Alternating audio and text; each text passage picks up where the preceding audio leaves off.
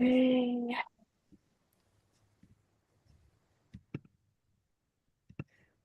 Ah, je pense qu'on est sur YouTube, non? Ah ben, je sais pas. C'est toi la spécialiste. Ouais, Ouais, c'est ça. cool. Bonjour tout le monde. Bonjour à vous. Alors cette semaine est une semaine un peu particulière parce que moi je suis en vacances, mais par contre Isabelle elle continue à travailler dans son emploi salarié et donc on n'a pas pu hier et on pourra pas demain et on pourra peut-être à Genève. On promet rien encore, mais quand on va être à Genève, peut-être qu'on sera côte à côte et qu'on fera parce qu'on aura juste un laptop, un ordinateur portable. Et ben on verra. On promet rien. Euh, et lundi prochain, est-ce que lundi prochain on en fait un? Je serai dans l'avion, mais on peut Ah en oui, faire donc un. la semaine prochaine, est-ce qu'on en fait un mardi? On peut en faire un mardi. Ah, on en fera un mardi, juste avant le spectacle en fait. Ouais, Mercredi, ça va vite, hein? oui. Waouh, c'est dans une semaine le spectacle. Et après, on dira, ça y est, c'est passé. Non, pas mardi. Oui, mais après, quand. Ah oui. Après, on va créer une chaîne YouTube à nous deux, fait que vous serez plus obligés de regarder dans la chaîne de l'une ou dans la chaîne de l'autre. Et on va créer un logo et on va continuer à s'amuser une fois semaine. On ne sait pas encore quel jour, on ne sait pas encore quelle heure, même si certainement ça risque d'être la même heure, tant que, en tout cas moi, j'ai un emploi salarié. Oui, on avait le lundi matin, 11h. C'était bien, 11h. Ah oui, c'est vrai aussi. Ouais, c'est vrai aussi. Il y avait aussi ça, ouais. Ouais, t'as tout à fait raison. Donc on va réfléchir ensemble. Ouais, on va Donc réfléchir. c'est ça, vous avez encore les coulisses en live. Mais vous Euh, l'aurez au moins une fois semaine. Et puis, il va se passer des choses, hein, Marie-Pierre. ouais, Plus qu'un talk show. c'est ça. Et pareil pour le spectacle, on est en train de vous préparer un bonus spécial pour ceux qui vont être au spectacle avec nous. Euh, on est en train de concocter. Et on vous dira ça plus à Ouais, il va Genève, se passer peut-être. des trucs. C'est ça. Alors, On est parti? on est parti? Quelle question? Alors, j'ai envie de la 25. Ok. Est-ce qu'on répète une petite fois, ça te dit de répéter les règles du Oui, jeu? C'est oui, un mot que j'aime beaucoup en ce moment, les règles du jeu. Fait que... oui, ça nous plaît. Les règles du jeu, c'est que moi, je donne un numéro à Marie-Pierre qui a des questions qu'elle a demandé à ChatGPT sur un sujet. On a fait le thème. La première semaine, c'était. Ah ben, je me rappelle plus la première Attends, semaine. parce que là, j'ai eu un doute, moi aussi. Je sais qu'il y a eu Rire ensemble, les tracas du quotidien. C'est ça. Et la première, ah oui, c'est le candidaton. Ah, le La première candidaton, semaine, candidaton, deuxième semaine, les tracas du quotidien. Et c'est ça, la troisième semaine, les rires ensemble. Et cette semaine, c'est... le voyage. Alors, comme on a quatre questions, peut-être on explorera encore deux autres fois, on verra, on verra. Le voyage, je trouve, c'est intéressant parce qu'on peut voyager de différentes manières, on peut voyager intérieur, extérieur, enfin, voilà, ça peut être tellement varié. Donc, une fois que Marie-Pierre a donné la question, moi, je dis ce qui me traverse, ce qui s'en vient pour moi. Marie-Pierre fait de même.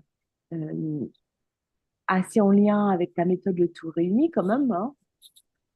Moi, c'est plutôt, on va dire, conscience et amour. Et je fais un slam pendant ce temps. Et quand elle a terminé, généralement, je reviens juste quand j'ai fini aussi. Et je vous par- partage ce texte qui s'en est venu. Donc, un slam, un texte poétique de 3 minutes max. Et moi, généralement, c'est pas généralement, c'est à chaque fois, je demande que tu le redises deux fois, parce que la première fois, je le découvre, et la deuxième fois, je le savoure différemment. Fait que c'est ça. Et puis si jamais tu le dis qu'une fois, je vais être frustrée, je vais être dans mon champ de patates. Oh, Donc le champ de patates, c'est ce que j'appelle l'illusion de la séparation. C'est-à-dire là où on a l'impression qu'on est vraiment en train de vivre ça, que la vie est un drame et qu'il faut se battre. Et nous, ce qu'on vous propose, chacune à notre façon, c'est ça qu'on aime bien, c'est on est à la fois dans une même direction et en même temps on se laisse la totale liberté d'exprimer notre vérité du moment, même si elle pourrait être contradictoire.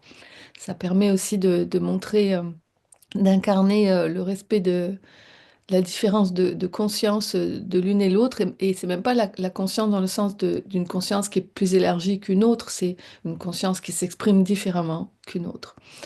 Alors, tu m'as dit 25. Oui, Alors, 25. Si ton GPS se mettait à raconter ta vie, il m'est venu un truc là, que dirait-il à chaque détour? Si ton GPS se mettait à raconter ta vie, ça fait des belles allitérations en T. Que dirait-il à chaque détour?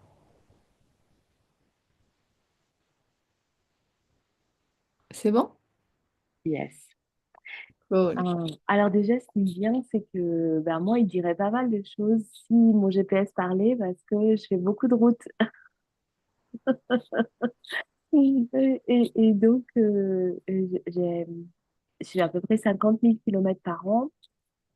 Donc, ouais, et donc j'ai fait un petit peu plus, un petit peu moins. Et donc, une fois, j'avais calculé sur mes 35 années de route, j'ai fait déjà pas mal de fois le tour du monde. Donc, voilà, j'avais calculé une fois, 3, 4 fois le tour du monde. Alors bon, les écologistes vont me tomber sur le poil. J'avoue, c'est mon métier, je peux pas faire autrement. Donc, je mets beaucoup le GPS. Donc, tu t'imagines, il aurait des sacrés trucs à raconter. C'est ça qui m'est venu. Ouh, Marie-Pierre, elle dirait tabarnak. Ouais. Moi, ce qui m'est venu, c'est une image de moi quand je suis dans le champ de patates et que je dis des gros mots. Oui, alors moi, des fois, je le dispute, le GPS, parce que, en fait, j'ai comme une sorte de sensation interne où je sais que je suis pas sur la bonne route. Et lui, quand il veut m'envoyer dans certains endroits, on va dire, mon corps, c'est quelque chose d'inné, je sens que c'est pas ça. Donc, je lui dis, mais tu fais n'importe quoi. Tu vois, je dis.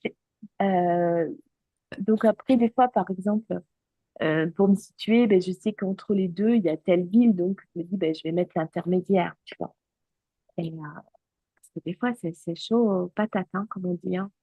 Donc, donc déjà, je lui dis, euh, moi, je dis pas trop de gros mots, mais tu vois, je pourrais quand même lui dire que ouais, il dit n'importe quoi ou il est T-O-N, tu vois, voilà. Et qu'est-ce qu'il dirait s'il pouvait se mettre à raconter ma vie? Ah, moi, j'aurais peur qu'il dise trop de choses. C'est des choses que j'ose pas m'avouer moi-même, tu vois. C'est les petits recoins, parce que ma vie, j'ai déjà raconté, j'ai livre, quand même des choses, mais je sais que j'ai pas tout dit les endroits où, en fait, j'ai pas dit mes hontes. J'en ai dit quelques-unes, mais les hontes de chez honte, non. Euh, et ça, je crois qu'on a tous dans un coin des belles hontes. Euh, un de- et donc,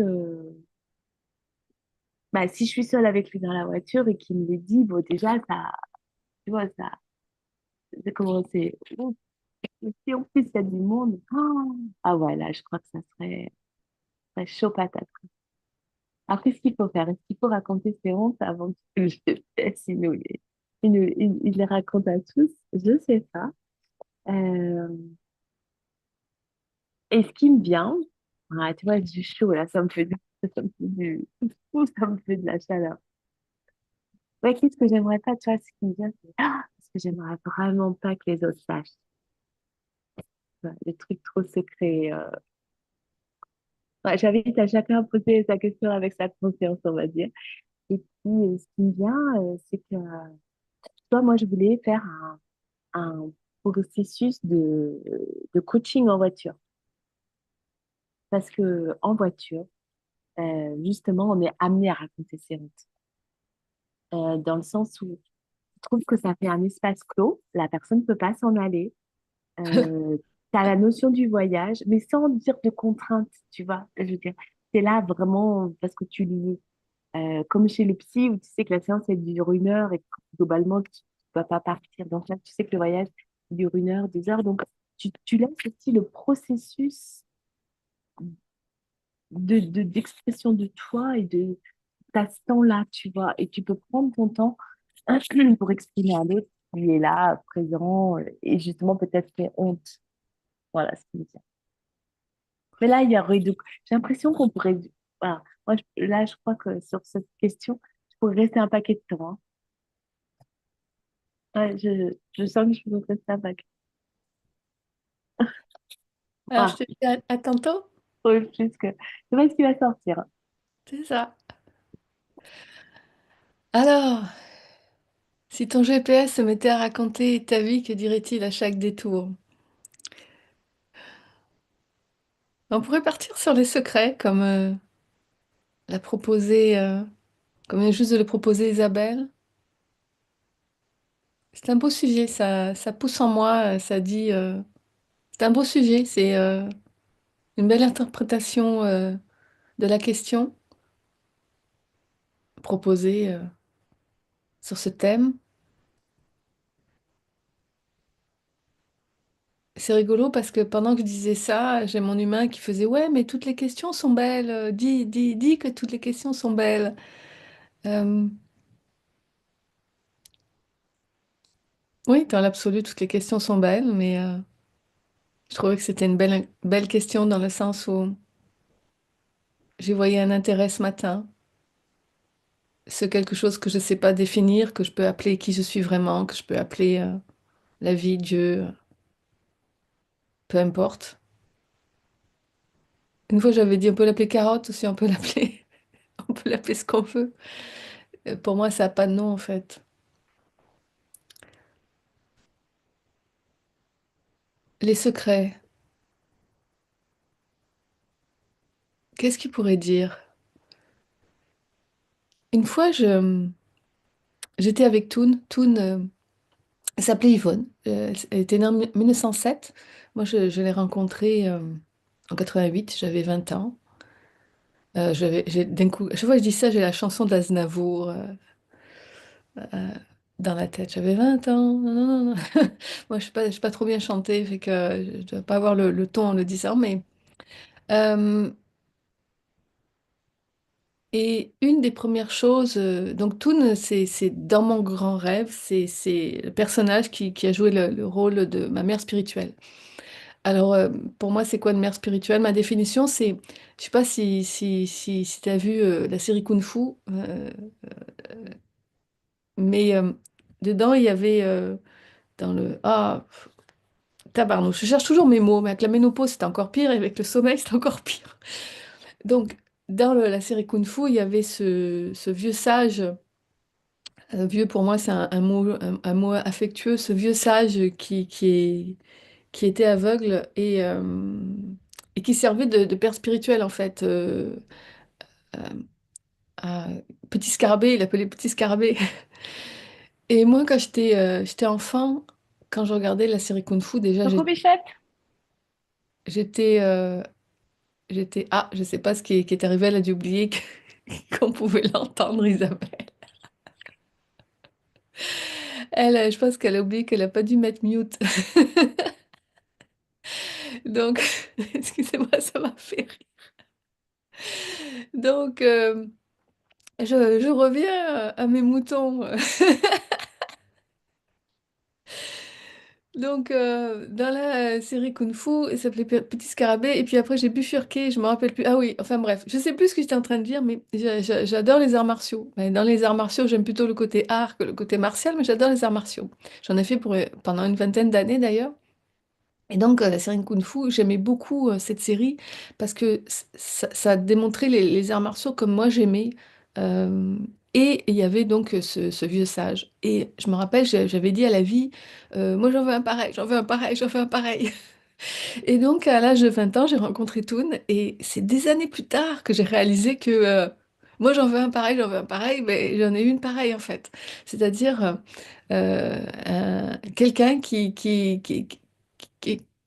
j'ai créé comme un autre personnage humain et qui m'a servi de tremplin en fait spirituel, dans le sens où même si je suis née comme ça avec cette fluidité de dialogue intérieur avec la vie, euh,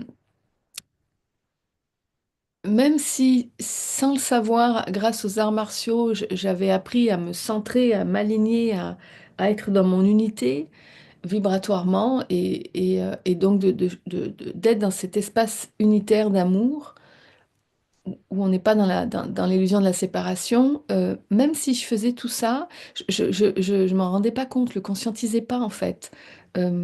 Et donc je pouvais même pas le modéliser pour pouvoir le partager à quelqu'un et que ce quelqu'un puisse le faire facilement aussi, comme je fais maintenant. Et c'est grâce à Toon. Toon à ce moment-là m'a partagé. Son amour inconditionnel, déjà, c'est ce qui était tout nouveau pour moi parce que j'ai de la chance d'avoir des parents qui m'aiment profondément, mais en même temps, j'ai de la chance d'avoir des parents qui m'ont aussi montré c'est quoi l'amour inconditionnel et c'est quoi l'amour non inconditionnel. Ce qui pour moi n'est pas véritablement un amour, mais voilà, ils étaient soit dans leur amour et Dieu sait que j'ai beaucoup de chance qu'ils m'aiment et qu'ils m'aient offert cet amour aussi inconditionnel, mais il y avait aussi une autre partie d'eux dans ces personnages-là, comme moi d'ailleurs, hein, où ils étaient dans le champ de patates, où il y avait des conditions. Et Toon, c'était la première humain, ben, je l'ai connue, elle avait 81 ans aussi, hein, donc elle avait cheminé, euh, où je ressentais dans mon rêve que il y avait que de l'amour inconditionnel. Et c'était déjà magique et miraculeux pour moi. Et ensuite, avec ces mots, là je traduis avec les miens, elle m'a appris à conscientiser lorsque lorsque je suis dans le champ de patates, en fait, lorsque je suis pas centrée et de revenir à moi. Euh, et voilà, je sais pas pourquoi il dit ça. Ah oui, c'est parce qu'une fois, Toon me dit, je lui raconte ça justement, je lui dis, pour moi c'est important la transparence et pour moi c'est important de dire la vérité. Et à un moment donné, dans mon rêve, j'avais été malmenée par un autre personnage où, où je m'étais confiée et où du coup il y avait pas eu un chant d'amour qui s'était créé par la suite et donc tout m'avait dit cette phrase qui reste encore en moi et que je partage du coup à mon tour, qui est la première personne à aimer, le premier personnage à respecter, à aimer. Entre guillemets, bien sûr, parce qu'il n'y a pas de séparation, donc on ne peut pas ne pas aimer en fait. Mais la première personne à conscientiser l'amour que l'on est et donc à aimer, c'est nous-mêmes, c'est notre propre personnage. Et donc ça, c'est super important pour moi parce que ça veut dire que la première personne à respecter le rythme, c'est nous-mêmes, c'est notre propre personnage. Et peu importe qu'on soit dans le champ de patates, qu'on soit dans l'amour, dans l'unité, peu importe, à un moment donné, le fait de s'arrêter, ce que moi j'appelle l'exercice de base, en fait, d'écouter son humain et de lui demander si ça le respecte physiquement, émotionnellement et mentalement. Pour moi, c'est un temps, un exercice, une habitude à prendre et qui est pleine d'amour pour notre humain et qui nous met dans cet état d'unité. Et, euh, et peu importe si juste après on réalise qu'en fin de compte on pourrait dire ça, on pourrait avouer ça, ce secret-là qui pour l'instant on se sent pas, pour l'instant on se l'est avoué à nous euh, et on n'a pas envie pour l'instant de le partager parce que on se sent vulnérable, mais plus que vulnérable, on se sent honteux. Donc il y a à la fois une partie d'amour parce qu'on on l'a vu, puis il y a une partie de champ de patates parce que on est encore fragile, on a encore peur. Et, et la leçon, si leçon il y a, c'est un mot que j'aime et en même temps que je n'aime pas, parce que je pense que la vie n'est pas une école, la vie c'est une découverte et en même temps on peut aussi l'interpréter comme une école, mais ça serait une école où il y aurait rien de spécifique à attendre en fait.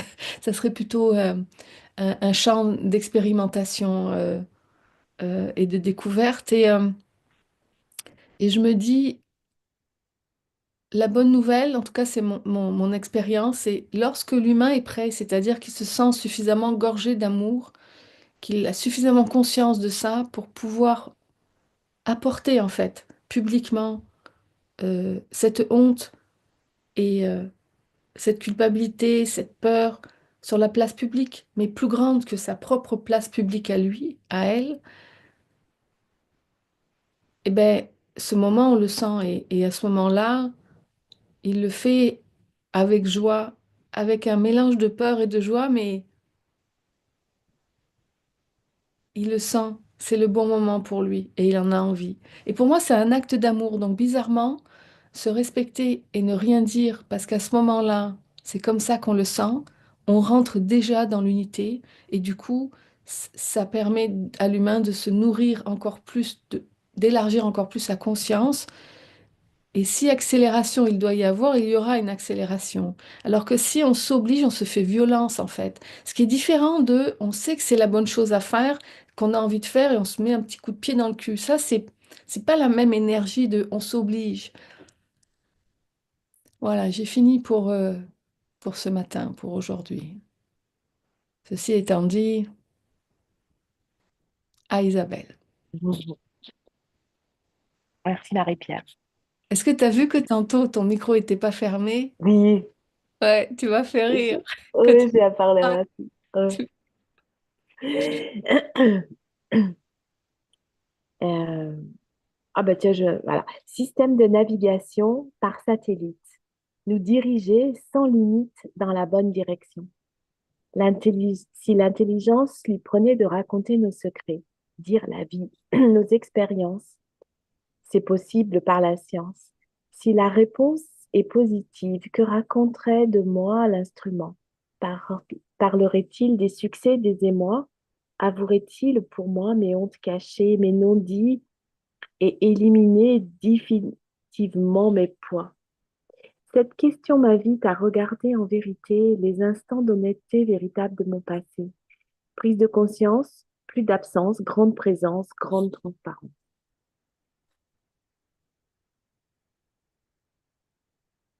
Alors, je redis une deuxième fois avant que tu me demandes. Avec plaisir. Système de navigation par satellite. Nous diriger sans limite dans la bonne direction. Si l'intelligence lui prenait de raconter nos secrets, dire la vie, nos expériences, c'est possible par la science. Si la réponse est positive, que raconterait de moi l'instrument? Parlerait-il des succès, des émois? Avouerait-il pour moi mes hontes cachées, mes non-dits et éliminer définitivement mes poids? Cette question m'invite à regarder en vérité les instants d'honnêteté véritable de mon passé. Prise de conscience, plus d'absence, grande présence, grande transparence. Merci. Finalement, cette question, elle est très intéressante. Et Oui. merci pour ce que tu as partagé. Ouais, très. J'ai pas d'autres mots qu'intéressant. C'est comme si ça donne un autre éclairage. Hmm. C'est ça qui est cool, je trouve. En tout cas pour moi, la joie de nos partages, c'est